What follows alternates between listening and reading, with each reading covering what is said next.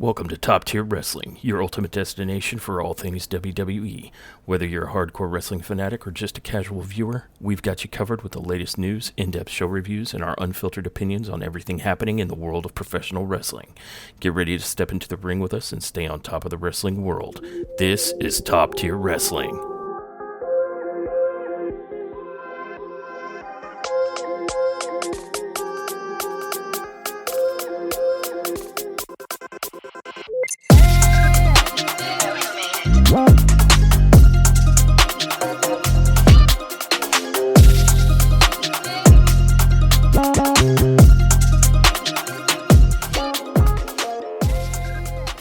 Welcome to Top Tier Wrestling. I'm your host, the Appalachian werewolf, Joshua Fatu, and joining me, as always, is my phenomenal co-host, main event Bay Uso, Dawn. Tonight, we're breaking down WWE RAW from July 7th. Let's get into it. Not the Bay Uso. The very same, the one and the only. Oh, no. Yeet! And Oh, my God.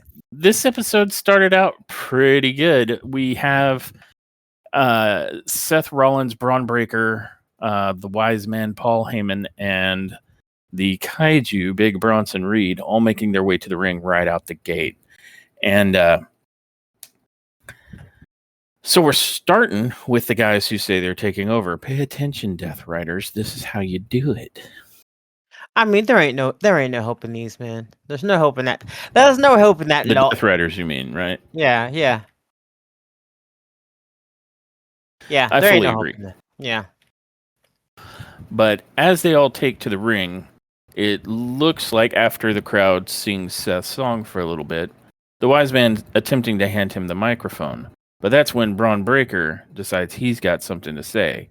So he barges between Seth and the Wise Man and snags the mic. And both Seth and the Wise Man are like, what the fuck? This mofo. And Braun sort of steps forward and then leans up against the ropes and then proceeds to cut a promo on Sami Zayn that sounded like it was written by Dr. Seuss. It was essentially, I do not like green eggs in Sammy. I promised to give him a body slammy. I cannot stand his stupid beard, and his music's also lame and weird. Why the fans like him, I do not know, but I pledge I will get him off the show. Huffle, puffle, twitch, convulse. And that was Braun Breaker's promo. Damn. Tell me I'm wrong. No, I was just about to say, it was like you had studied the entire promo, like, verbatim. If you guys haven't seen it, you don't need to. That was literally it. That was legit it. We would not lie. That was it. Right. I mean, I could add to it. It's like he's hanging on to anything for dear life to get 5 more years away from his wife. Yeah, I mean, it's essentially what he said. Yeah. And so Seth Rollins notices that Braun Breaker has regressed to Dr. Seuss level and says, "You good, Breaker?" And Yo, Breaker, you good? You good, my guy? And then after that, Paul Heyman hands the microphone to Seth, but then Seth looks over his other shoulder and sees that Bronson Reed looks like he wants to say something, but Bronson is the polite kaiju. He respectfully waits for Seth to hand him the microphone, and he does. And Bronson Reed is all like, "Calm down, people. Braun's a tough act to follow." I'm like, "Is it? Like, you just got to do better than Dr. Seuss, really." He says, "But I'm also a tough act to follow. I'm the man that hit Seth with 6 tsunamis, hurting him so bad that it built a respect between us, so much so that Seth brought me into his group and into his vision. And with that vision, I will get the respect I deserve. So, Jey Uso, yeet man, you don't respect me, so tonight I'll tsunami the respect into you." That sounds like sexual assault. Just like I did Seth freaking Rollins. And I'm like, you cutting a promo on Jay, or are you talking shit about Seth? Which one are we doing, my dude? I mean, I'm sure if you continue to highlight that too many more times, Seth is just going to stomp you into the floor. Right, like something, but like, listen, my man. He's going to be like, "Hey, like we all know what happened. So there's no need for you to continue to highlight that you hit me with Yeah, 6 tsunamis. I you think ain't gonna, I you I ain't think gonna we all bitch me got too the many more point. times. Yeah, no, Yeah, no, no. seriously. 16, 17 more times. I'm out of here, man. And then Seth gets the mic back, but it looks like Paul Heyman has something to say, so he hands it over to Paul. And Paul, of course, starts with, "Ladies and gentlemen, my name is Paul Heyman," and the crowd pops for all of it. Like, if this is a heel faction, like, the WWE Universe doesn't give a shit. They're like, we're going to sing the song, we're going to be the barking dogs, and we're going to, yell Paul Heyman's name.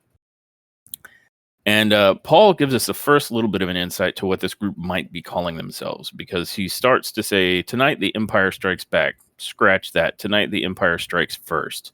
And first on our list is Sami Zayn. And I'm not going to try and follow that promo. Yeah, you shouldn't. I mean, Dr. Seuss, dude. And if Sammy hasn't hightailed it all the way back to Montreal by now, it's his ass, not mine. And tonight, Bronson Reed versus Jey Uso.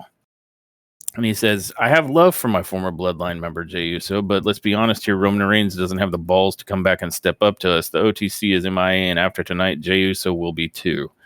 All thanks to the master of the tsunami, Bronson Reed."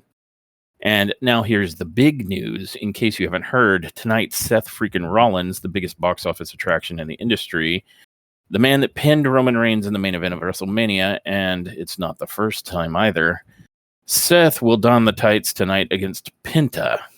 And then he says, "Hey, amigo, you may be a luchador, but you're not going to do anything." Sick burn. Now, he also claims to not understand Penta's hand signs, but by the time he gets stomped into the mat tonight, he'll be in no shape to even do those hand signs ever again. That's not a prediction, that's a spoiler. And then Unnecessary. they finally give the mic back to Seth, and Seth's like, "Well, you guys pretty much said everything, so the only thing left for me to do is roll the outro." No, wait. The only thing left for him to do is tell Providence, "Welcome to Monday Night Rollins." And that's how we opened the show. What were your thoughts on that epic promo? I thought this was a great opening. Um, because they have taken over the show without, saying the words over and over again and them meaning nothing. Uh, you know what I mean? They've actually taken the show over, or it feels like they've taken the show over. And What? and That sounds and like they're executing show not tell.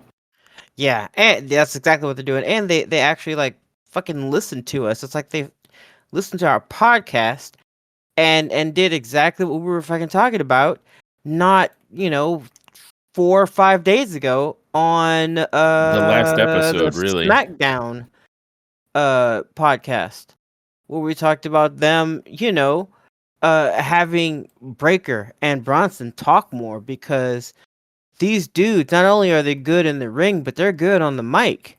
And while we're making fun of Breaker's Of Dr. Breaker. Seuss impersonation, it is still true that was a pretty smooth uh promo, Promo. It and was. It a was. great I way. kid. I kid Right. Breaker. He hopefully won't get mad and come spear me to death. Hopefully not. Um, but I mean, it was a great opener. A great way to get the audience like immediately hyped up. Um, and I don't know. I mean, I think it did a great job of getting people ready for what to expect. And like, honestly, I can't stress enough how they listened and did almost every damn thing that we were just talking about on the last podcast. Like, it's It's uncanny. Like, I'm either wondering if we either have a listener that's inside. I mean, it would be pretty cool. Uh but I mean, yeah. I'm Either just saying, either you can listen to the podcast, but like my email's there. I mean, just send me a message. I'll write for WWE. We will. We'll knock it out. She'll yeah, go through the roof. but I mean, either we have a pretty good understanding of the path that they want to take, or we have a good understanding of what people want to see. I don't know, whatever it is, um, you know, fucking awesome. We're golden gods. I think that's the right answer. Gotta be it, man. You're speaking the truth. No, I mean, I mean, Naramin. I do. Yabba dabba do mean. Dabba do. I didn't know Joe Tessitore was on the show. Yeah. Oh my. Hey, God. Remember Corey? He's back now. I do, and it was good. I actually missed him. It's good that he's in the absence of literally everyone famous enough to be on the show again. So that's cool. Yeah, that's great that they've decided he's popular enough. Yeah, he's cool enough to do his job. Yeah. Ooh, we're so shady. Are we? We're so shady. Yeah, but good opener. It was. And it is a takeover in the proper way. I mean, on a show like Raw, where we will most likely end up with 5-ish matches, 3 of them are going to be, I guess we'll call them the Empire. That's what Heyman referred to them as. Against some of the top level talent on Raw. I mean, it's Sami Zayn, Jey Uso, and Penta El Cero Miedo. So that's like more than half the show is dedicated to the Empire. Yeah. Not counting this promo. That's in matches. Yeah. So exciting. Indeed.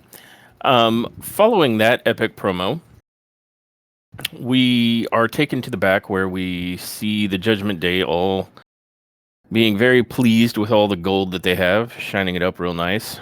And Raquel steps into the scene and sees that they've set up a candlelit vigil for Liv Morgan. And she's like, "What is this?" And they're like, "Well, it's for Liv." And Raquel's like, "But she's not dead." And Finn is like, "Look, I know when I hurt my shoulder, I was out for like 7 or 8 months and I'm tough." Which was funny to say because he basically is implying that Liv is not. Yes. Cause he messy. Yeah. And apparently that vigil was put together by Roxy Perez, who said she did it for Dominic Mysterio and The Rock. But Raquel's like, "But she's rehabbing every day." And it's like, okay, fine. Like she'll come back when she comes back. Why don't you calm down, Raquel?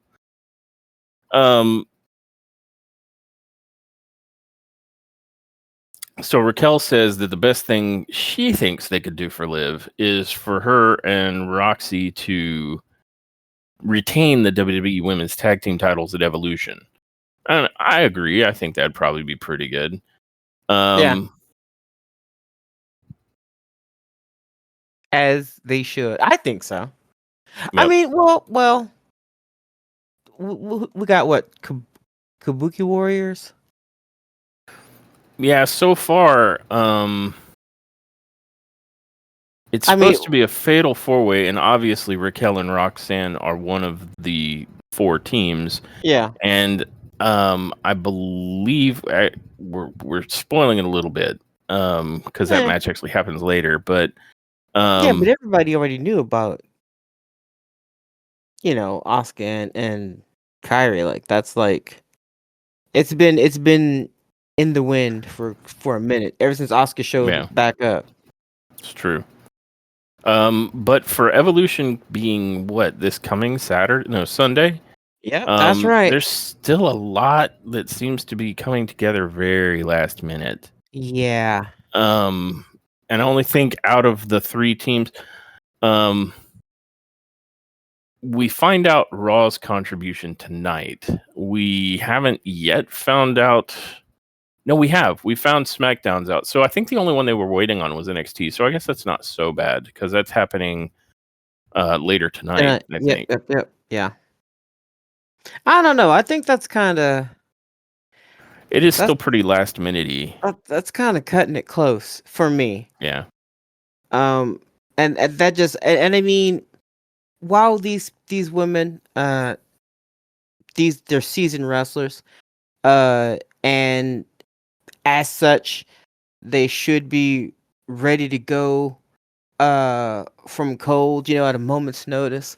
They should be ready to switch up plans and this and that. But I mean, I would say the more that you have in place, the better, so that there isn't so much Yeah, flying by the seat of your pants. Because and screaming. eventually, setting your underwear on fire and running at full speed will catch up to you. Eventually, you're gonna trip and Get fall or something, but eventually you're gonna get that butt burn. yeah, no, and nobody wants the booty burn. Not nobody that I'm aware of. Um, but we shall see. I feel like Evolution and some of the events of Saturday night's main event, all of that, I feel like might be counter programming to AEW's All in Texas. Oh And I think man, it came together kind of all like at the last minute. They were like, we gotta have something. So I gotta be uh, perfectly honest. There is nothing, and I love both promotions. Okay, like I'm not talking smack about any one of them when I say what I'm about to say, but I am way more excited Heretic, for. No, Fence Rider. I am way more excited for All In Texas, and so far there has been nothing that WWE has presented that like this coming weekend that's going to stop me from watching AEW What? show. I mean, I'm sorry. Will Ospreay, John Moxley, just that alone. Tony Storm versus Mercedes Monet.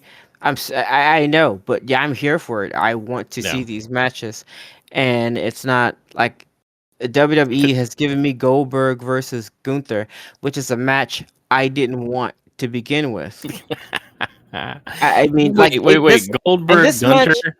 is not the most compelling thing in your life right now. It What? is. It is so not. It is so not. And it's so like it's so you can see from a mile away what like any direction that WWE may plan to go with this. Like people can complain about like, oh, nothing ever moves on main event. Okay, well maybe something moves tonight. Snarky face. Uh, okay. Like if you're talking about Gunther's belt moving to Goldberg, well, you guys keep telling us over and over again what Goldberg's response was to winning the belt. What would happen if you won the belt? Well, that would be a quandrum. An Yeah. interesting predicament indeed. Yeah, no, not really. We already know that Seth Rollins is just right around the corner with the money in the bank. So, like, any direction you go with this, it's going to be eye roll because everyone sees it coming. And you could have had this exact same match. You could have found another way to build some heat. Hell, Gunther. Just leave Gunther in a room with Goldberg for 5 minutes and you'd have the heat that you needed for this match. You could have let that continue. Instead, you wanted to make it a belt match, and so you took it from the person that nobody wanted you to take it from. And then you put Jay in this weird ass fucking. Listen, he's a superstar, and I'm not saying that none of these other guys are, but Jay's on a different level. And you guys took the belt from him, moved him out of the fans view for a few days, a couple of weeks or so, and then bring him back a little bit more docile, a little more like less flashy. Fuck you guys. Fuck you guys. I thought we were done with this. I thought this kind of behavior at WWE, yeah, I'm saying it. I thought this kind of behavior was done when Vince was out. Yeah, Like they like can you know, expect a stink face from Rikishi for sure on this.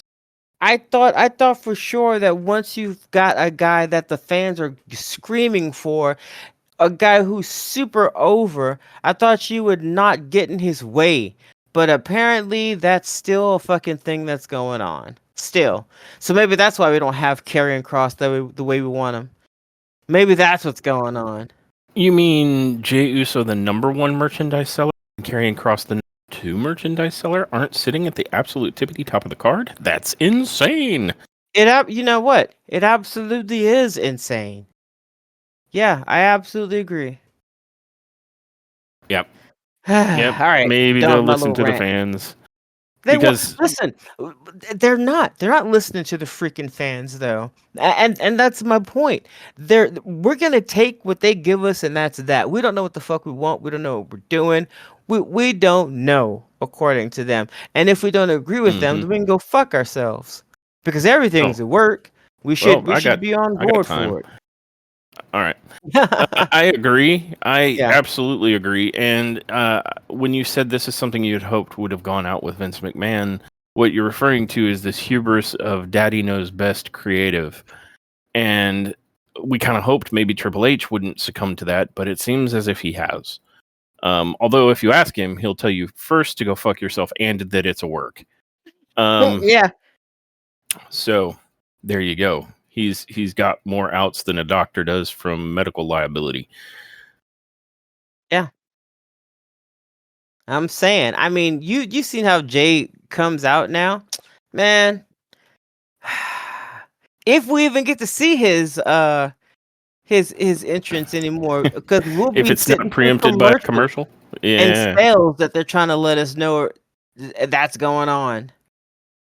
So yeah. But then you wouldn't know that tonight only this week the WWE merchandise is like 30% off. Like each and every week that they advertise it, but only tonight. Only tonight you get that 25% off. Don't sleep on this. If you do, then you'll have to wait until next week. Yeah, I mean, oof. I mean, it's your Unless life. unless you just check out the same web page the following day, because it'll still be there because it's always 25% off, but wink wink nudge nudge, you know what I mean? I do not what I Ugh. mean. Oh no. But to finish off real quick with the Judgment Day, Finn and JD are like, well, speaking of tag team titles, because now they're done with that women's crap. Just go, Roxy and Raquel, leave. Finn and JD say they haven't heard anything about who their challengers will be for their new belts, and they decide they're going to go talk to Adam Pearce. And before they go, Dom thanks them for the get well cake, and they're like, "Was that you?" Nope, it wasn't us, dude. And they hightail it, and then Dominic Mysterio looks down at the cake, which has a completely transparent plastic covering on it, which he must first remove in order to read that the icing says that it is from AJ. Okay. And so once he reads that, he looks over his shoulder and AJ Styles is peeking at him inside the clubhouse doing the I see you eyes kind of thing. And then he reaches for his doctor's note and he's like, look, I got a doctor's note, but AJ has disappeared like Jason Bourne. And Dom's like, I've got a note. I have a note. Don't kill me. And that ends the segment with the Judgment Day. A good segment. Full of that drama. Oh, and I think it has come to light that Sol Ruka and Zarya will represent NXT in the Women's Tag Team Championship Fatal 4-Way.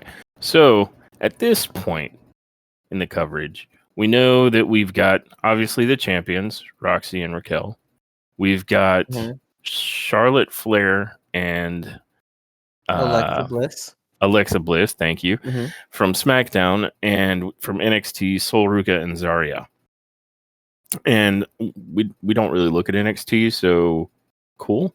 I'm not sure I know who Zarya is. I think I've seen Sol Ruka once. She sounds like a Street Fighter move. She does. Sol Ruka. But that brings us to the first match of the night, which is the aforementioned Roxanne Perez. Actually, did I aforemention it? I don't think I did. Raquel had said the other thing that Roxy could do would be to take care of business with Kairi Sane tonight. So that is this match. Roxanne Perez with Raquel Rodriguez in tow versus Kairi Sane. And what were your thoughts on this match? There's like a theme with the ladies matches, especially in WWE that I have noticed the past like 2 or 3 weeks, maybe, yeah. So like the last 2 to 4 episodes, I should say. Whenever there's a women's match, it's kind of rough at the beginning, and then it's like they get their groove and they really start getting good towards the latter half, and that's pretty much where this match was. There was at least two moves that I saw that were kind of just clumsy or wonky. Mm-hmm. um but then after that, like I like it's like the chicks warmed up, they got into the groove, and it ended up becoming a decent match. um I will say Raquel is looking phenomenal as of late. She has found her stride and is just there. She is in her zone. Her nook is she's there, man. She's got it. I know Raquel she was or Roxy? Raquel. Oh, No, okay. Raquel. Like I know she wasn't in the match, but just in general, her promos, her mic works decent. Her matches are looking good. She's doing less of those picking smaller competitors up and throwing them in the corner for some fucking reason. Um, but I mean, like her interference in this match was good. I mean, she's just looking a lot better than when she first got in with the Judgment Day. It didn't seem like she knew exactly what her character was, and I think she has Yeah. discovered exactly what she wants to be now. No, I feel you on that. I think she's gotten her confidence back, Yeah, especially after that long absence for, I don't remember the proper name of whatever skin condition kept her off TV for a while. yeah, I think it was Um, psoriasis. I think. mayhaps. But she's doing a lot better now. I fully agree with you. Yeah. As far as like the ladies in the match, again, like it started out kind of clumsy, but it did get better towards the latter half, and I'm not sure who to blame, for the clumsy moves. I want to say Kyrie, but then it's almost like I remember one move where it was Roxy or Roxanne. So, whatever the case, whatever the case, they worked it out, and it ended up becoming a fairly decent match, a nice opener. Um, and Yeah. the audience was definitely there for it, as opposed to Hmm. Friday Night SmackDown, where the audience was just sitting around eating popcorn whenever the ladies were in the ring. Like they could care less about what these chicks were doing. And see, Um, that made me sad because the ladies for the tag team match that involved Alexa Bliss and Charlotte, they went off. they did. You ain't wrong. They did. They threw down in the ring, and the audience was maybe 25% invested in it. Hmm. Whereas we're looking at 75 to 80% investment in what the ladies were doing in the arena. I mean, but the audience was hyped from jump. The second Seth Rollins' music cut on, they were like, "Oh, it's time to get." So that's exactly what they did. Yep. They were bushy-tailed from jump. So when the ladies got in, it helps to hear the audience rooting for them, pushing them, that kind of thing. And I think it helps their performance too. Because I mean, who wants to be in a ring full of people or in an arena full of people and it sounds like you're training? Like, you Yeah, know what I mean? exactly. So Like if that's essentially not a good feeling. you're giving a little credit and a shout out to Providence, Rhode Island. Yeah, no. They represent it. Um, Roxy looked real good. And I was actually surprised by the winner because we had Raquel out there. So when we had Judgment Day representing, we had Judgment Day there for the backup, and I thought based on that we would be getting more of a push for Roxanne, especially given the get out there and do it for Liv. Um, I I thought I thought that Roxy or Roxanne would win this match. Uh, I hope it's okay that I continue talking about Oh yeah. who won. No, Yeah. no. Let it all Um, out. Roxanne did not. I'm just gonna keep calling her Roxy. Roxy did not win this match, which was surprising. Uh, Zayn did, but She, you know what? I think I say this about Zane every single time I see her, but Kyrie has this uh amazing ability. She is literally 4'2", um, and she gets her little leprechaun ass up on the corner of the ring and jumps down on anyone and anything like she has never been injured a day in her Yeah, life. Like total she reckless abandon. throws the entire kitten body. Like she is like cannonball. I'm going all in. You guys catch me, or I'll see you in heaven. Don't matter. Like Kyrie, you're gonna see Kyrie jump one day, and the next thing you know, she's gonna be in heaven. Like, damn it! Like, She needs to call that like top rope to the outside splash the Kyrie Kaze. oh my god, she used to call it something like knocking on heaven's door is what she should call it. It's just all it takes is one person to go, I'm not catching you, or being like, oh yeah, knees up. And Oops. then and then it's like, you know, I believe I can for heaven.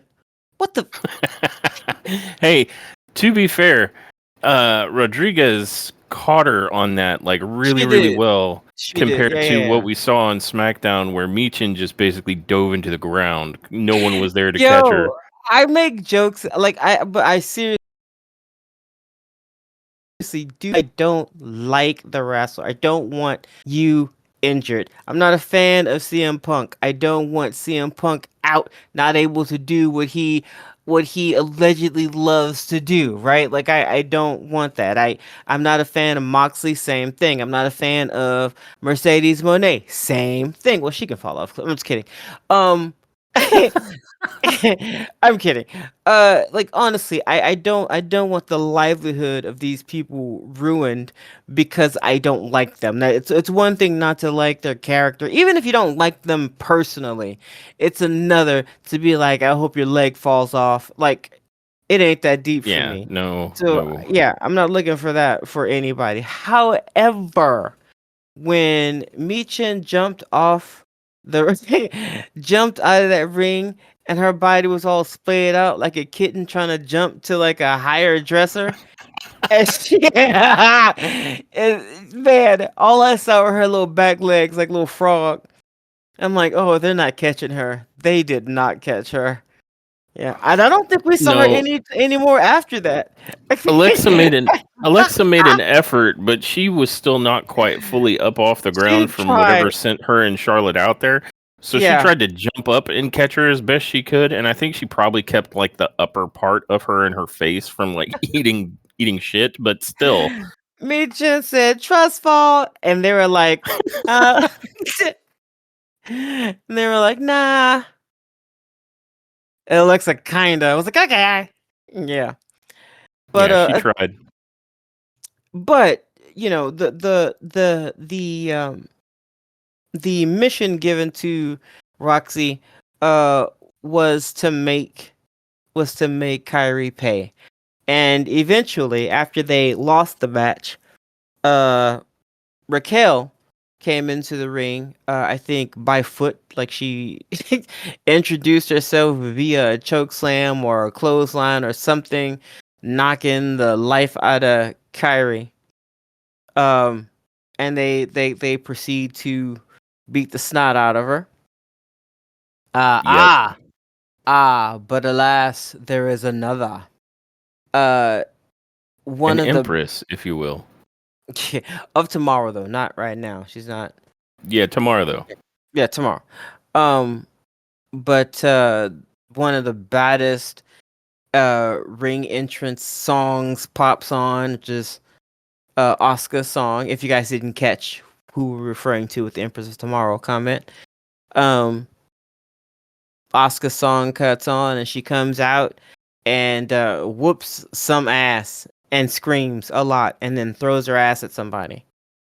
Um, I believe it was Rodriguez that got the booty to the face. yeah, I mean, well, yeah, that's kind of how you got to go at her because she's very large. So you gotta pick some part of your body that can take a beating. That didn't sound right. All right, we're gonna move on. No, stay with that energy. No. I believe I heard a rumor that Asuka wanted to call her finishing move the Princess Peach, but they talked her into the Empress Impact instead. Stop it. Are you serious? No, I just made that up right now. But it was pretty good, huh? The Princess Peach or the Empress Impact? You pick. You had me. You had me there. I don't know. The Princess Peach is good. I think so, but that might be like 2 on the chin, so to speak. Yeah. It might be. Boom, doom. But they came out, and when she comes out to save or to help Kyrie, the audience loses their shit because it's Asuka, and again, it's one of the baddest freaking songs that any wrestler in our modern time is rocking right now. And any variation, the woman knows her. Like, first of all, I think she be jamming to that song whenever she comes out. Like, like when she's dancing. I think Asuka's always got music playing in her head. She's probably in her head like, nobody ready for Asuka. That's probably what she's doing. But she comes out Asuka on the show. She comes out and she helps Kyrie. And Kyrie does exactly the noise that Josh just made. And the commentators made sure that we knew that the Kabuki Warriors were back. They said it over and over. So the speculations are done away with now. Everybody knows Kabuki Warriors are back. I'm assuming they're going to be in this match on Evolution. Yep. Because who else? You know what I mean? But yeah, that whole little segment was fun. It was good, and it served its purpose, and the audience seemed to be freaking like super hyped for it. Indeed. And it was good to see the Kabuki Warriors plant Roxy Perez with like a combination reverse DDT insane elbow.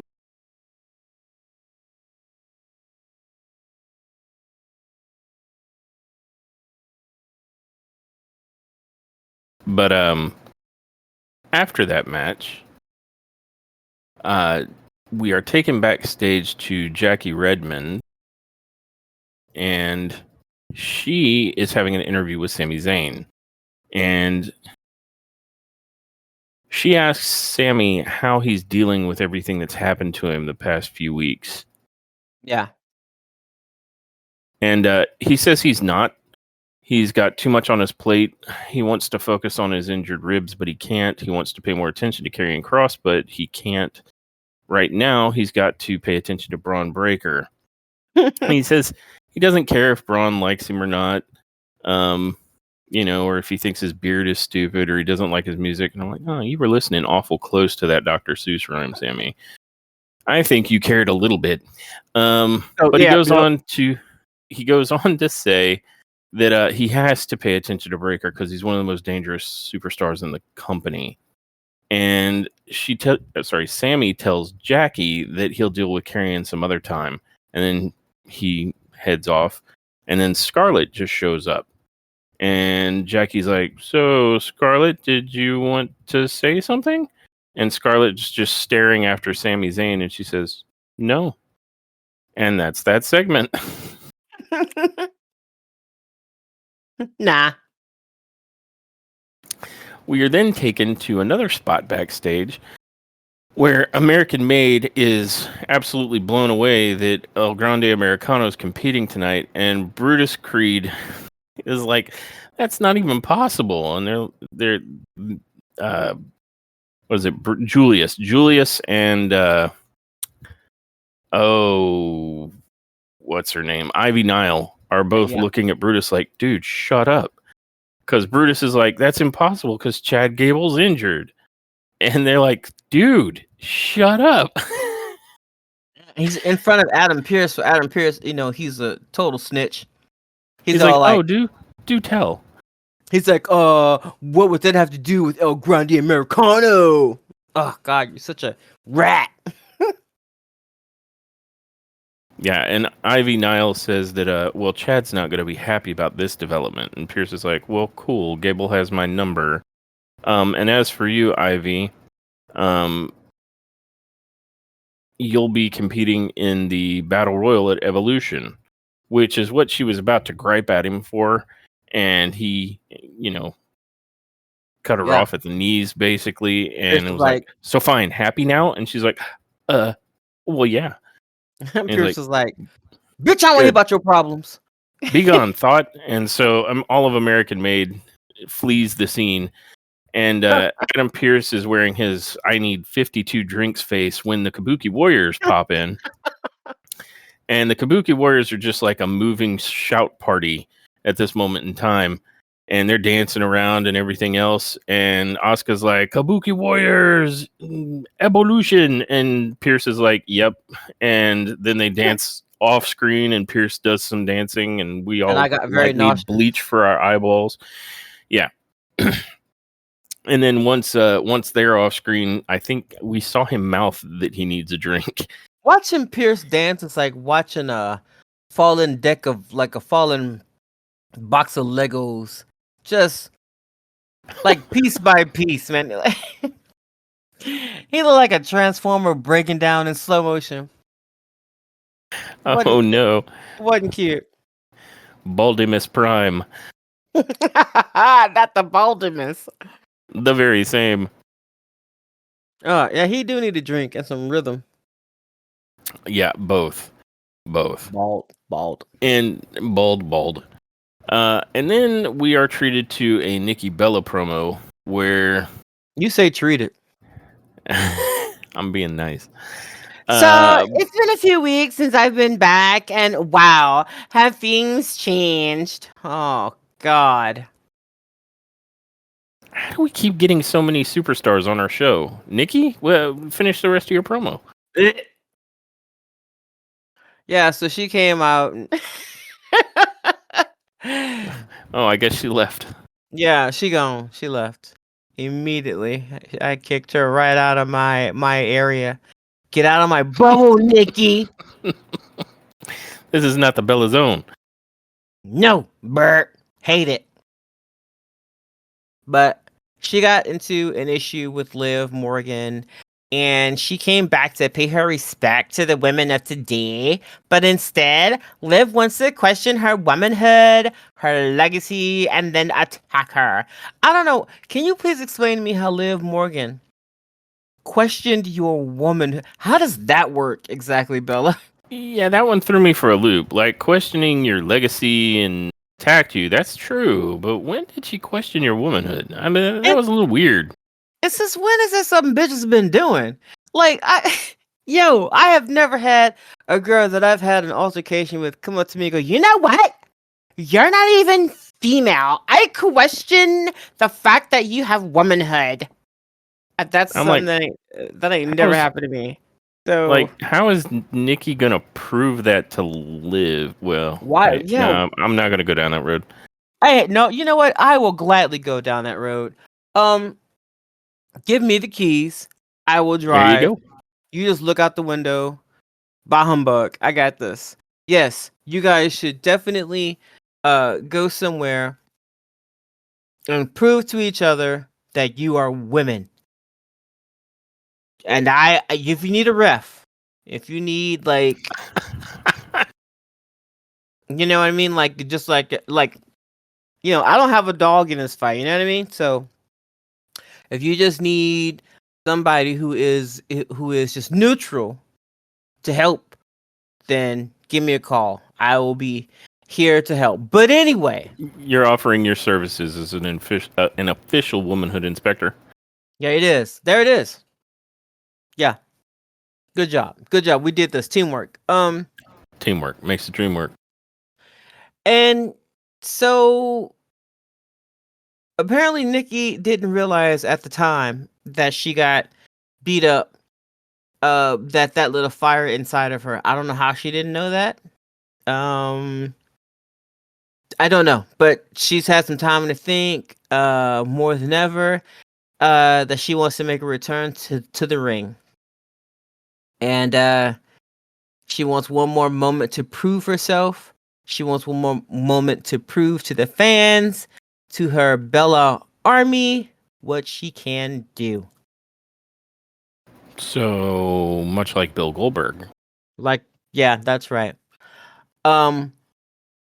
Which means that she's going to do so by entering into the Battle Royale in Atlanta for Evolution. And she knows it's not going to be easy. She knows she's going to be facing some of the best women in all of WWE. But we don't know her. You know, I don't know what that means. We don't know her apparently. She's going to do whatever it takes to win. And she wants to have that match at Clash in Paris. She wants that title opportunity. She wants to prove that she does not fear the challenges that get put in front of her. She doesn't want to run from her past. She wants to face it. She wants to learn from it and prove that's what we all can do too. And we can build a future that no one can ever take away from us. I'm like, are you running for president? Yeah. The first I mean, evolution. she sounds. No, go ahead. I'm sorry. No, go ahead. I was just gonna make a funny joke. Like, she sounds fearless, which was a reference to how she closes. Why? Why would you do that to me? You? I thought you were cutting it off there, but yeah. I mean, long story short, she wants to be president, and she did a remarkable job here of upselling the fact that she went from having a marquee match to just being one more opponent in the battle royal. So nailed it. Yeah. Which, hey, because of that, maybe she's the one who's gonna win. I don't know. Oh, maybe. Yeah. But this leads us into our second match of the night: Sami Zayn versus Braun Breaker with Paul Heyman. Oh, see, now that's where you messed up. Like, Sammy might have had a chance against Braun Breaker by himself, but with Paul Heyman, nah, you're screwed. Oh yeah, no, fucked, absolutely fucked. Yeah. Now, I will gladly turn this over to you, but I want to start by saying, the cool thing about this particular match is, and probably all the other matches that we'll talk about tonight, they did a great job of setting up how this match was gonna play out. We saw Scarlett earlier.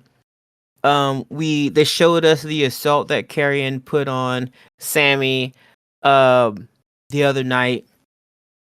So we're pretty much ready. I was ready for Karrion Kross to interrupt this match, or if we're super lucky, interrupt Sammy's entrance. And boy howdy, that's exactly what takes place. So before this match even gets started, Karrion comes out and gives Sammy another ass whooping with another pipe, probably the same pipe. I don't know why he keeps finding pipes. Why nobody will keep pipes away from this cat, but he keeps finding pipes and he keeps beating the snot out of Sammy with them. True facts. So there's that. Now, would you like to talk about this match and what you thought about it? I think WWE needs to institute pipe control, because Karrion didn't do it. The pipe did. The pipe is what's beating Sammy to death. No. Kross runs out immediately while Sammy is trying to make his way to the ring, and Sammy's already got taped up ribs, and he just obliterates his ribs again. And I'm thinking, oh, well, we know how this one's going to go. Actually, I didn't, because I thought after that, surely Sammy's not going to be able to continue. So I thought maybe it would turn into Braun Breaker versus Karrion Kross. But that is not how this played out, because Adam Pearce is trying to tell Sami Zayn, he doesn't have to do this match. He probably needs medical attention. And Sammy's like, I'm out here already. and it's so far away to Whatever the the back. fuck that means. Yeah, exactly. I was like, what the fuck does that mean? I'm already here, so I guess I'll just go ahead and die. I'll just start bleeding from my spleen. And apparently, like the two like officials out there that looked like they were medically clearing Sammy were like, "Sure, go ahead," because with no real checking of his rib health, they're like, "Yeah, go for it, buddy." Yeah, he's fine. Yeah, he's fine. He said he But was fine. Look at him. He's bleeding eh, from the ear. That's fine. everything's at work. Um, Put some cotton on it. so Braun Breaker skips to the ring and is So happy. like, is this dude for real? Yeah, skipping and tulip picking. He's so happy. Yeah. And essentially, this match plays out exactly how folks would imagine it plays out. Yeah. Braun Breaker pretty much just has his way with Sami Zayn. I think it took Breaker like 3 moves, or no, 6 moves is what he used, and 3 of them were spears. And I think the only offense Sammy got off was like 1 lariat out of the corner. And that was it. Otherwise, Breaker just beat the brakes off of Sami Zayn. And so as we close out this match, Sammy gets speared out of the ring. Then Breaker rolls out of the opposite side of the ring, and Sammy gets the wraparound spear. And then he throws Sammy back into the ring and does the double bounce off the rope super spear. And it's at that point that Sami Zayn is officially declared dead. But they go ahead and let Breaker get the 1, 2, 3 count to keep the show moving. Yeah, he just gets broken by Breaker. It was not contentious or even competitive in the slightest. It was just Braun Breaker destroying Sami Zayn into lots of little pieces. And then they had to go to commercial break to sweep up Sami Zayn and put Humpty Dumpty back together again. Yeah, no, that went exactly as we thought it would go. And we thought it was going to go that way before Karrion Kross. But after Karrion, we're like, okay, yeah, this is not going to be a pretty evening for Sammy. Yep. And so that was pretty much a Sammy squash match. And Breaker just obliterated him. Following that match, we are taken once again to the back, where the New Day... Oh, it was so absurd. The New Day are wearing black veils, and Adam Pearce is there, and he's like, what the... Can somebody tell me what the hell I'm looking at? And Kofi tells Adam that they're in mourning, and they're like, what? And he says, I think it was Kofi that tells Adam Pearce he's partially responsible for it because he allowed the Judgment Day to challenge for the belts, and they're ruining the tag division. But they would like to know when they're getting their rematch. And I think this all happened, if I remember correctly, when Pearce was having a conversation with the War Raiders. Yeah. And trying to tell them, that their time is coming back up. And so the War Raiders are standing there and they're like, you guys look ridiculous. And if I recall, New Day, we made the same plea for our rematch and didn't get it. So what makes you think there's automatic rematches? Yeah. And it's at that point that Becky Lynch steps into the frame and she lets the New Day know that she's very sorry for their losses. Absolutely sincerely. And she says that Pearce is full of horrible ideas and that the New Day made the right decision to get rid of Big E because he was a creep. And then she heads towards the arena. Yeah, So Becky Lynch, guy. She closes the segment out being the biggest troll ever. Yeah. I'm really enjoying Becky's heel turn this time around. I don't know what it is. I don't know if she's just found the sweet spot for her Hillary, but I'm here for it. Yeah, it's good. And that was the segue for the man, Becky Lynch, making her way out to the ring. And she grabs a mic and she says, "Can someone please explain to me how two losers, two people who just lost last week in what is considered statistically impossible, and that is a double pin countout, which makes her think they're conspiring with each other. Can someone explain how that works?" And she says, "From Pierce's perspective, I'm the greatest female wrestler who ever lived. And it's not just me saying that. It's Sports Illustrated and everybody else." She says she's in all the shows, the movies. I'm hot. I get it.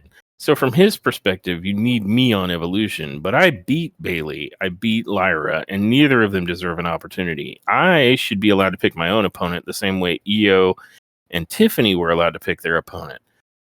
And she points at a random woman in the front row of the audience. She says, "Look, I could pick this woman right here and I'd beat her in a second."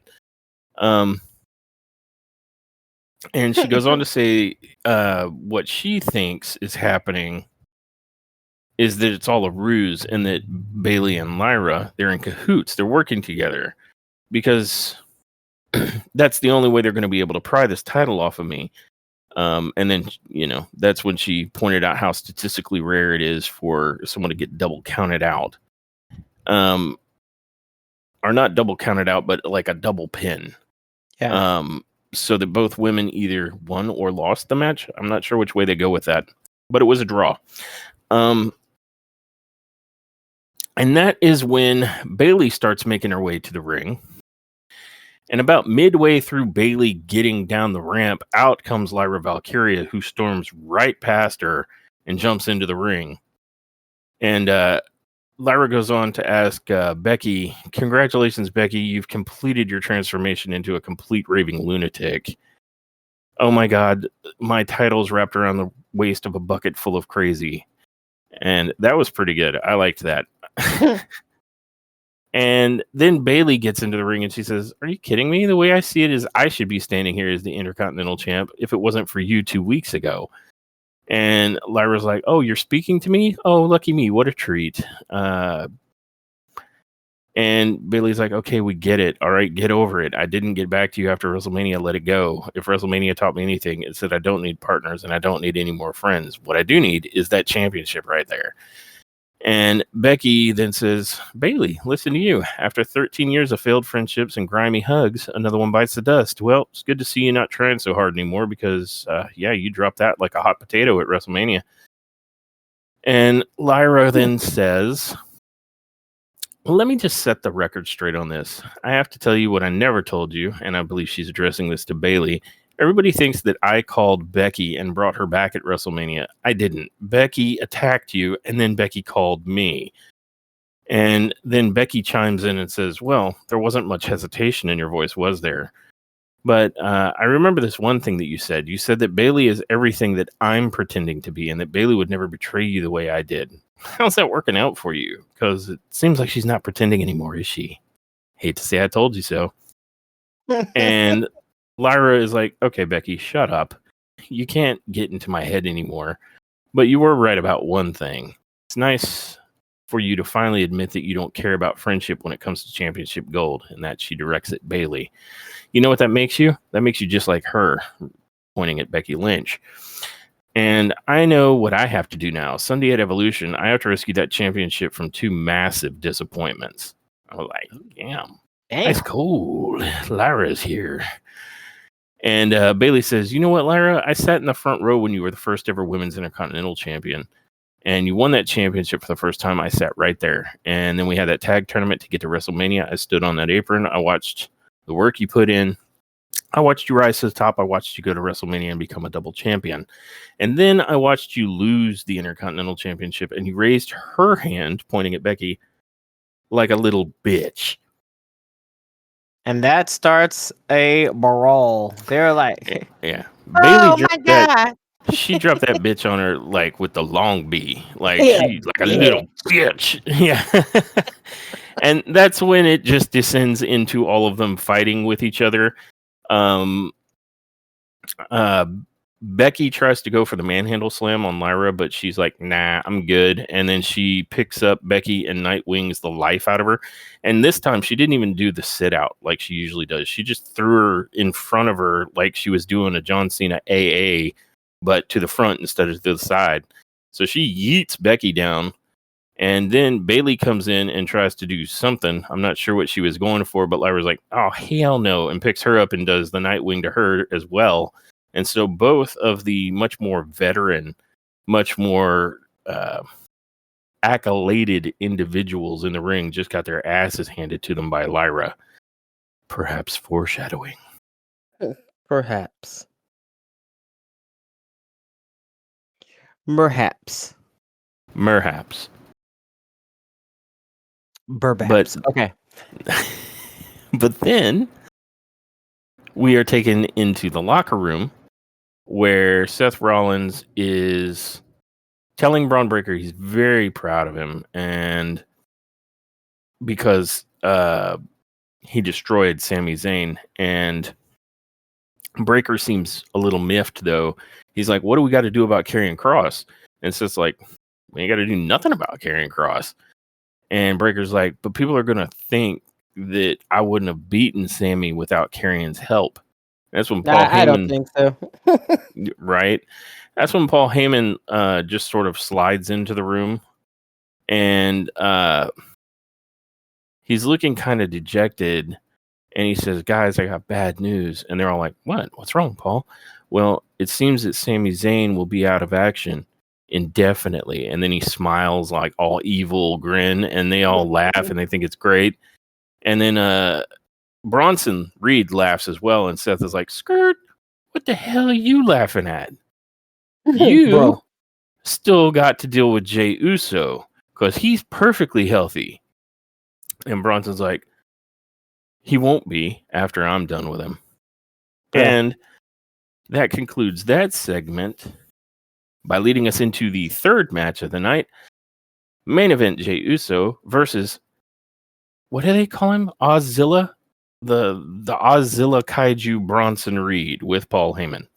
Yeah. And what were your thoughts on this match? Because I know main event Jey Uso's your boy. Now, this happened the way that I expected it to happen too. This was a very short match. They did a lot of work here trying to are making sure that Jey did not look like just like a pussy. But they also didn't want Reed to look like a pussy either. And this was never about anyone winning the match. Whether or not Jey won it, or Reed won it was irrelevant. Although had Jey won it, it would have been kind of burying Bronson, and if Bronson had won it, would have been kind of burying Jey. And they didn't want to take either one of those chances since they're trying to build one faction and keep one of their top highest rated superstars at the tippy top. And if this dude could handle Gunther but couldn't beat Bronson, you see the dilemma that they'd be in. That means Bronson could challenge Gunther at any moment and whoop Gunther's ass for that. So they have to make sure that this chain doesn't break at any particular point. So instead of having any one of them win, they did something that made Bronson look even better and even more vicious. They had him cheat. There's one point, and I know what you're saying, cheat that makes him look better? Yes, because hear me out. Towards the end of the match, we have Jey putting Bronson Reed in one of those rolling chairs, like the little computer chairs. He has him in one of those, and then basically gives him two super kicks or like a super kick from there. I seem to remember it playing out slightly differently. There was a point where they were outside and Jey clears off the table and Reed fights his way out and puts Jey into a Superman's carry position. And somewhere in this process, there's the rolling chair, as you pointed out. But when he fights his way out of the fireman's carry position, he hits the first super kick, which makes Reed stumble back and then sit in the chair. And then he hits the second one, which... What did I say? He puts him in. Okay, I didn't specify how he put him in the chair, but he gets him in. He gets him in the chair, and then he going for like another move. Going for another move. Oh yeah. He's in the ring, and I think he's about to give him like what is it called? Either a splash or a suicide dive on him. Yes, he's attempting to do it for the second. Yes, and essentially Bronson just throws the chair at his face. And it looked brutal as shit. And that's the match. That's a brilliant way to end this match. His whole purpose was to, according to Seth, give beat Jay. He put him out of commission, and so to do so, he starts by yeeting a chair directly at his face. And that would do it. That would do it. After that, he closes that deal after the match because the match is ding ding, it's over. Jey Uso is going to win via disqualification, as if he gives a shit because he's still splattered. They had to scrape him off the mat. But after the chair is attached to Jay's face, then Bronson gives him 2 tsunamis. And a partridge in a pear tree. Gives him 2 tsunamis to make sure that he's extra dead and flat. Yep. And that closes out that segment. So yeah, again, winner Jey Uso, I guess, via disqualification. I mean, it was hard to tell because he had to go find a spatula to lift like his hand, kind of. But yeah, he won. And I think the only reason Reed connected with just 2 tsunami splashes is because Pierce and the whole referee corps came out there and were like, "Stop, quit killing our superstars." And he was like, "Fine." Yeah. So he went out there and did exactly what he was intending to do. He looked good whilst doing it, and Jay does not look as if he was buried. So, very smart way about a very smart way of going about it. Yeah, they didn't bury Jay, but they got into like a nasty threat too. So yeah, I agree. Yeah. And then after that, we get an LA Knight promo. Would you like to portray LA Knight in this? Would I like to portray him?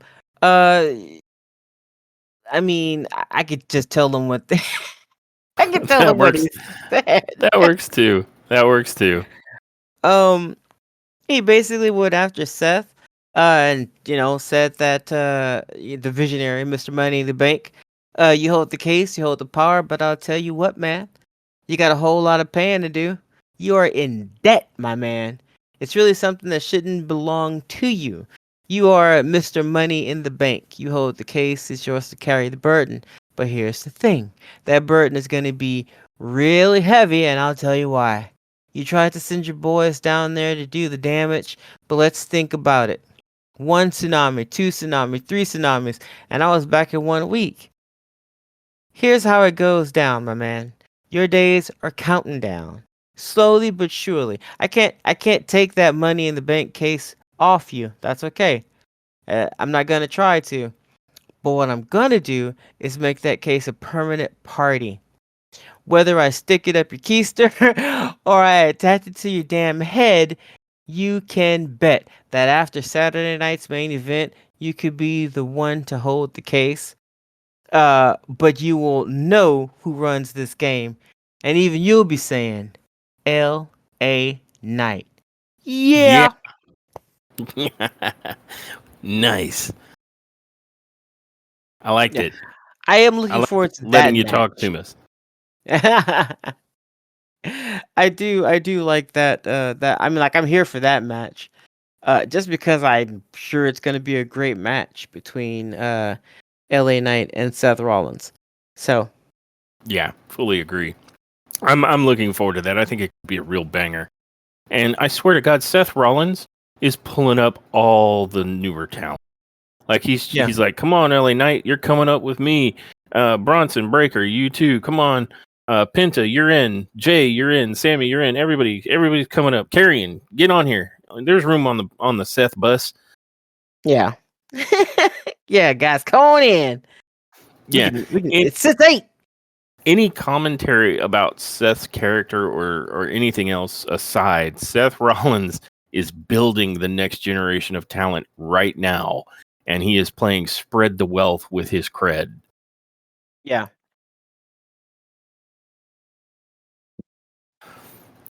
Legendary GOAT Seth Rollins. Legendary GOAT.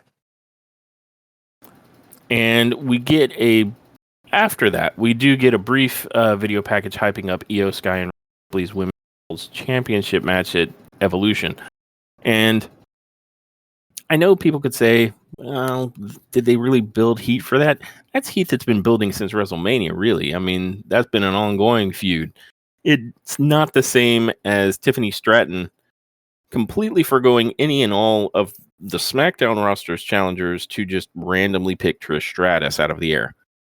Yeah. But I digress. That brings us to the fourth match of the night, which is awesome. El Grande Americano versus Dragon Lee. And, well, something seems slightly different about El Grande Americano. Is he taller somehow? I can't put my finger on it. No, he looks the same to me. I mean, I know he may have had this rumor said he may have had a tattoo removed, but that's about all I know. Oh, maybe that's it. Maybe that was it. But I think I recall Corey saying, like, that's fine. I had a tattoo removed this morning, so everybody does that. Yeah, I mean, hey, to each his own. I think that's a bit intense, but if you can handle it, then good on you. But I will say this: we saw some newish offense in this match with. Both men look good as representatives of the time-honored tradition of lucha libre. El Grande Americano being the trailblazer for the entirety of it.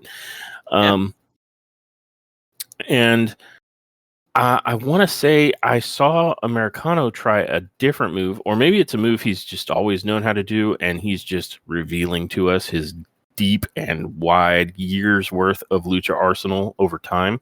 You don't want to give it up all at once. No.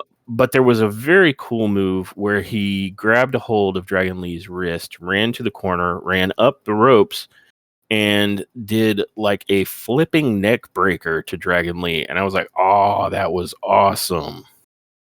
Nice. Yeah, it was. It was super good. He's a man full of surprises. Absolutely.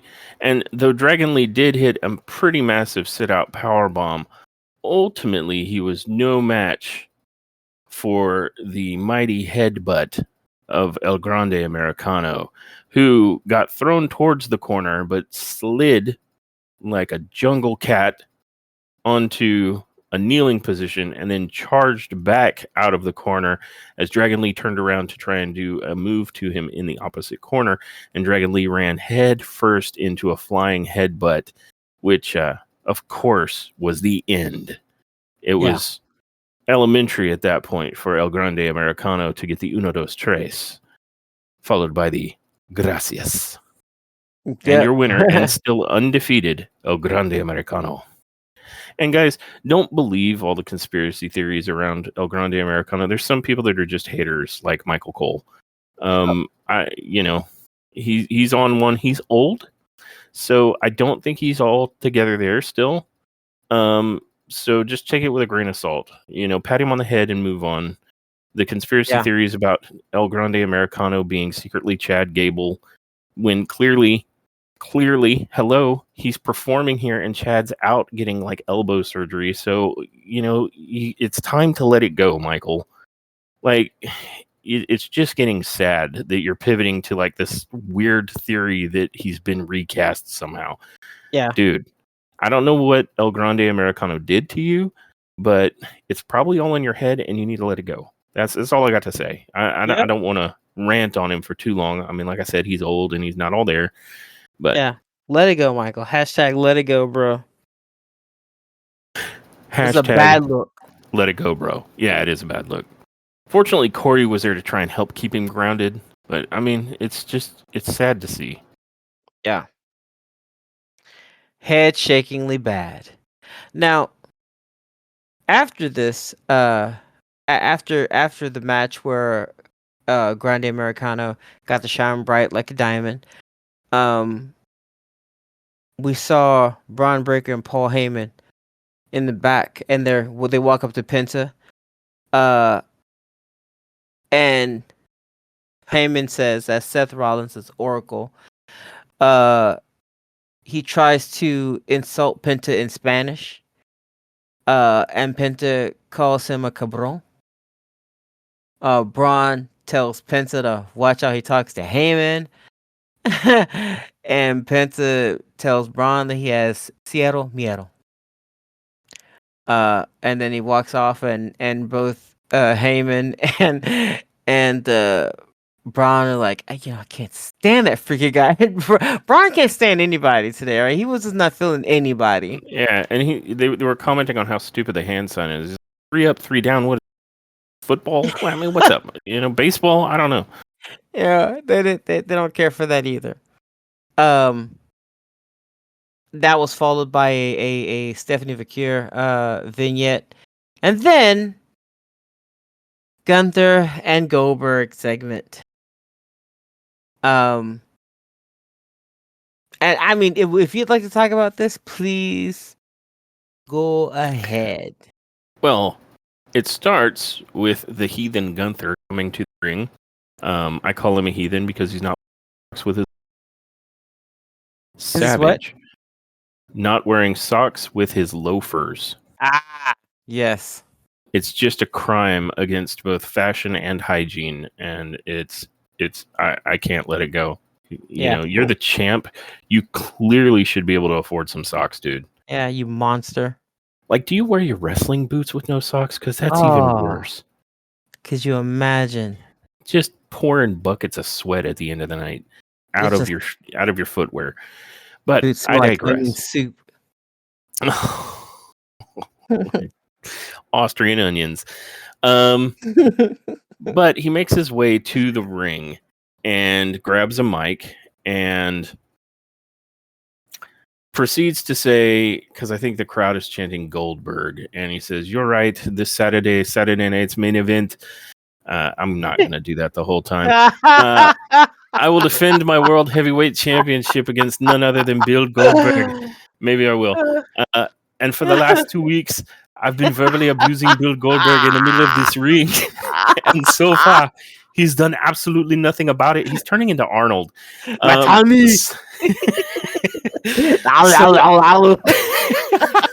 Gunter would be so popular if he sounded just like Arnold. They're both Austrian, so it's there. And so he goes on to... You make my tummy hurt.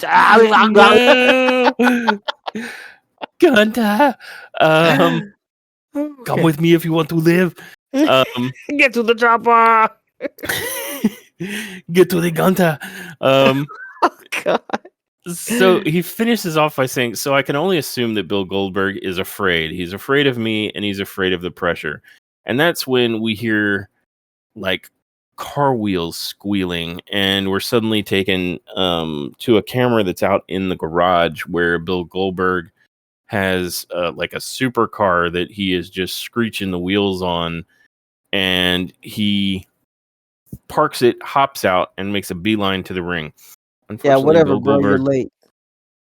Unfortunately, Bill Goldberg is still limping. I think he sustained a training injury, but he was trying to walk through it, but you can still see it. And he makes a beeline to the ring. He doesn't stop to do his little punches or anything through his pyro because he's pissed. So he just walks through it. And he hops into the ring and he's ready to fight. and he basically gets into Gunter's face, and he's not got a microphone, but you can hear him telling Gunter, um, just dressing him down and telling him, like, we can do this right now, why wait, and Gunter is a bit taken aback, and he looks like he's about to start saying something, and he goes to lift the mic to his mouth, and Goldberg slaps it, like spikes it into the ground out of his hand. Get that shit out of here. Goldberg gets way in his face and tells him to bring it. And Gunter then kind of looks like he's like trying to back off, but then he just tries to sucker punch Goldberg, and Goldberg then drills him with a straight right hand, and that puts Gunter on his back. And then Goldberg goes to the corner and crouches low, setting up for the spear. And so I'm sitting there thinking, okay, let's see how this looks, And unfortunately, Goldberg takes off out of the corner, but Gunter completely rolls out of the ring like, nope. And we see Gunter retreating back up the ramp, and Goldberg is shouting at him, kind of pressed up against the top rope, telling him, you've got 5 days. 5 days, and then you're dead, and next as well. So you're dead next dead.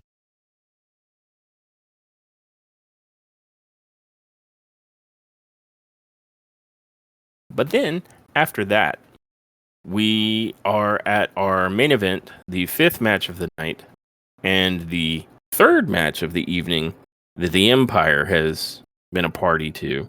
So it really does feel like Seth Rollins' Empire is taking over the show, doesn't it? Yeah. This is Seth Rollins with, of course, Paul Heyman. Paul Heyman's like triple duty tonight. He's made so many trips out to the ring. He must have burned like a calorie. And it's them versus Penta. And of course, we get Penta's entrance first, and it's amazing. And he does the strut, and then he does the Zero Miedo, like handshake to everybody. Hugely over. Penta is so popular with the crowd right now. And then after that, we get Seth Rollins, who's going to burn it down. And he comes out and they sing his song. Mm-hmm. And I'm hyped for this. Before I get into this, what were your thoughts on this main event match? Well, I mean, you say before you get into it, but if I talk about it, I'll end up talking about how it ended and stuff.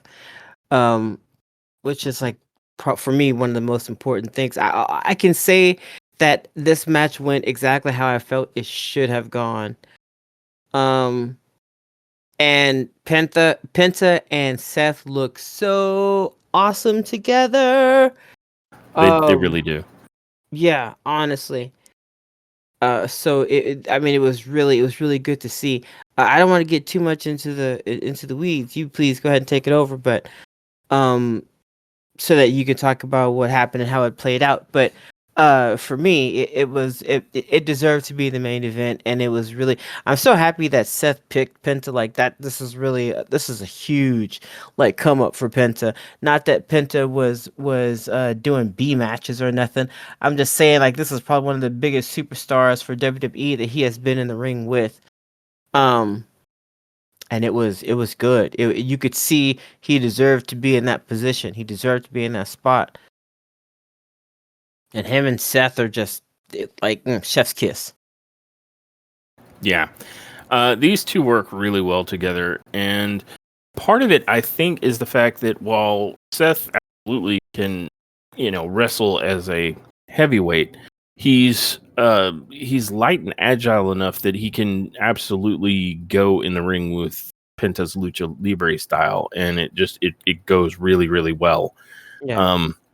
You got to see a highlight reel of pretty much all of their moves, except, well, you saw an attempt at a pedigree, but I don't think he ever got that off.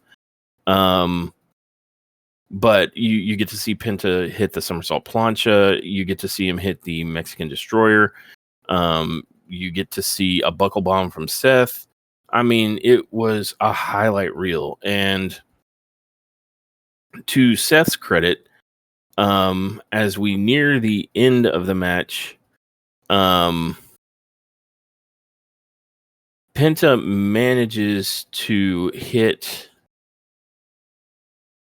a Penta driver for a 2 count, and then he attempts to set up the sacrifice, and Rollins is able to escape, and that's when Rollins hits a buckle bomb. But after hitting the buckle bomb, Rollins is left bent over, which allows Penta to drill him with the Mexican Destroyer. Again for a 2 count, and now frustrated, having hit the Penta driver and the Mexican Destroyer, and Seth is still not down. He stands over Seth Rollins and goes to pick him up to set him up for another Penta driver, and it looks like Seth tries to take to his feet, and the back of his head basically delivers a low blow to Penta, and the ref watched it, but because Rollins is selling that he's hurt his head and that it was entirely inadvertent, he gets away with it until the ref turns away, and then he looks, because he crawled to the corner over next to where Paul Heyman was. He looks out and he's laughing. He's all ha ha ha ha ha, kind of a thing. And so it's like, oh, that was all completely calculated. And because Penta's family jewels have been destroyed, he's still kind of like on all fours. Rollins gets up and connects with a curb stomp to pick up the victory. But it was after a brilliant match between these two. I mean, this was so good. And I'll finish up here and say that after the match, Heyman, for some reason, I guess Braun and Bronson aren't watching the match in the back to look for their cue. He has to use his cell phone to call them out at Seth's behest. And then they, as slowly as they can, even though he said, "We need you here immediately," Braun and Bronson start walking down to the ring. And while they're taking their time sauntering down, it allows LA Knight to come in the other side of the ring and immediately kick Rollins in the gut and just drill him with a BFT. And then he jumps back out of the ring and hops into the crowd. And Bronson Reed and Breaker attempt to catch him. And Bronson's not moving fast enough to do so. And Reed trips over the Prime bottle and about near falls over the barricade, which was pretty funny. And LA Knight manages to get all the way up into the crowd, and he's celebrating with the crowd as the show goes off the air. And they cut back just before that, though. They cut back to the ring where Seth is, I think Bronson is trying to help him up, and Seth is flailing around like, "What the hell hit me?" He looks all confused, and he's like, "Wait, I was winning a second ago, and then it all went black." He looked shocked. And so It built fantastic. It was fun for the crowd there tonight or that night, but it also built really good heat for their upcoming match at Saturday night's main event. And altogether, the Empire looked good, and it was great. As a main event goes, Seth Rollins and Penta is gold. We've got to get this match again. Yeah, we must. They looked very well together, and Penta is just proving himself every time he gets into the ring now, just more and more. He is ready for this. He's ready for this. Yeah, he absolutely can handle being in a top spot. He can handle being the main event. And yeah, looked really, really good. So obviously the main event was very good. But how would you rate this episode of Monday Night Raw overall? I'd give it an 8.5. Probably an 8.5 because this was a really good episode. It was every last episode, every last match was I thought very well thought out on how it was going to end. And you had a faction that's just up because they came in and just ruffle stomped the competition. You got Karrion Kross. By the way, the audience was giving us the "We Want Karrion" chants while he was out there. Mm-hmm. We'll see if WWE listens to that.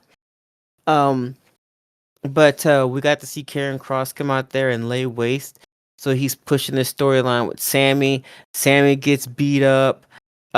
Jay did his level best, but got a chair to the face. Um, Seth didn't get any help from his faction until after the match was over, which is exactly I was looking for that to be the case. Because Seth had to prove a point to his men and everybody else watching. He would have to win this match on his own with his brain, and that's exactly what he did. And then he called his men in to do the damn thing. But overall, the promos that were cut, Bailey talking her full on shit. Mm-hmm. Becky being probably the best female heel in WWE. She's just brilliant at it. The ladies are showing out. The guy, I mean, yeah, this was a really good episode. Definitely worth 8.5 neck nubs. Not the neg nubs. My goodness, I don't know what a neg is, Oh but I don't no. like it. Is that like when you rate it in the negatives, like a minus? Well, neglet. Oh no. But no, 8.5 neck nubs for real. Fun episode, and the story progression. There was so much pushing things forward. I really appreciated that. So there was not a dull match or a pointless match. Every last one had a story to tell, even Grande Americano. So Mm-hmm. yeah, definitely 8.5. I have to agree with you on all counts and for similar reasons. Every match was good. There was a slight miscue in timing between and a little bit, but it wasn't anything big and it wasn't anything dangerous. So all told, it did not detract even slightly from how good the overall presentation of Raw was here. And it really did. It bizarrely felt like they answered every kind of suggestion and criticism we were making, like to an eerie degree. Like, were they listening? Yeah. And we finally have kind of a name. I don't know if that's just a euphemism that Paul was making up, kind of like the Empire Strikes Back for Star Wars people, or if they really are going to be called Seth's Empire. But we have the Empire, and Breaker got to talk, and Bronson got to say his piece. So they, each member is getting some screen time. They're not just minions. And the entire faction had marquee matches against, top card performers, and they absolutely dominated. I do appreciate, like, Sammy, they just obliterated. But his out is that he was sabotaged by Karrion Kross, which is good. I mean, that's forwarding like multiple stories all at once in the same segment of time, which is chef's kiss. That's exactly what you're trying to do. And on top of being good at doing that within the, broader feuds and storylines, they did a fantastic job building up for Evolution and for Saturday Night Main Event 2 pay-per-views. Yeah. So any criticisms I may have regarding how quickly or shoddily those may have been booked, they did a very good job considering what they're trying to do. They've got 2 of them coming just this weekend. Yeah. And with regards to Jey Uso and Penta, they were facing up against like the top faction right now, which is obviously Seth's Empire. And though they lost the matches, it was because of shenanigans in both situations. So it doesn't bury them. Like you said, it just accomplishes the group's goals, which were to take them out of the picture. Seth gave, it's giving a bit of his credit to Penta that he had to resort to a well-disguised low blow to get a win on Penta. That's big cred to Penta from Seth. Yeah. Mm-hmm. And, they didn't bury Jay by having him take a giant chair to the face and then a couple of tsunamis. That's how Bronson Reed chose to handle that match. So everything fired on all cylinders. There was a lot going on, a lot of moving pieces, and they managed to pull it off. So I absolutely agree with you. 8.5 neck nubs. This was top tier. Yeah, for sure. Well, that has been our review of Night Raw, July 7th. And I want to thank everybody who has listened to this episode, and I invite you to join us for our upcoming episodes. We will most likely have a podcast for SmackDown and probably a podcast for Saturday Night Main Event and maybe Evolution. Haven't decided if that's going to be one big podcast covering both shows or two different podcasts. It's going to be a busy wrestling week for us here at Top Tier. We've got Friday, Saturday, Sunday, and Monday, and we're probably going to, though we might not cut a podcast about it, we're going to look at All in Texas as well. Yeah. So we're going to be busy, but in the best kind of way, watching some wrestling.